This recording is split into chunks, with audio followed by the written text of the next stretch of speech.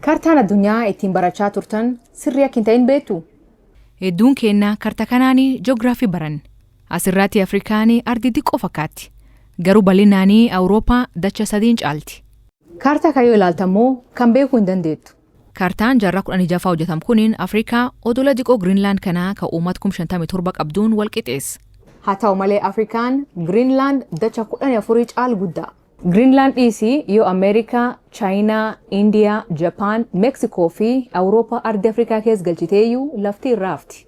Lafuumanii biliyoon 1.5 keessa jiraatan. Mee waa'ee kaartaa kanaa halaallu. Kaartaan manneen barnootatti barachaa tur kuniin Makkeeta Projection jedhama. Ogeessi kaartaa Jiraadas Makkeeta jedhamuutti imalaaf ittiin gargaaramuu fi hojjete. Durii namni adiin gaafa buuruu fi koloneeffachuu fi malan kompaasii fayyadamaa turan.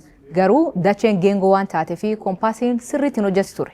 Kanaaf Jiraadas dachee katarraa diriirsee akka isaan rakkoo malee imalan godhe. Akkanaan warri abbuuruu deeman adoo kompaasii sirreeffachuun isaan hin barbaachisnee imalaa turan. Keessattuu warri galaanaan imalan kaartaa kanaanii guddoo gargaaramaa turan. Haa ta'u malee kaartichi bal'in yookiin guddin ardii irratti dogongor guddaa qaba. Gareewwan Afrikaa keessatti dhiibbaa uuman duula kaartaa Afrikaa sirreessa jedhu geggeessaa turan. Duuli kuniin akka dhaabbileen addunyaa fi manneen barnootaa kaartaa bal'ina Afrikaa isa sirrii ta'e fayyadaman gaafatan. Amma gamtaan Afrikaalleen duul kan deeggaraa jira. Kaartaan dullooman jaarraa 16ffaa kuniin kaartaa haaraa Equal Earth Projection jedhamuun akka bakka buufamu gaafachaa jiru.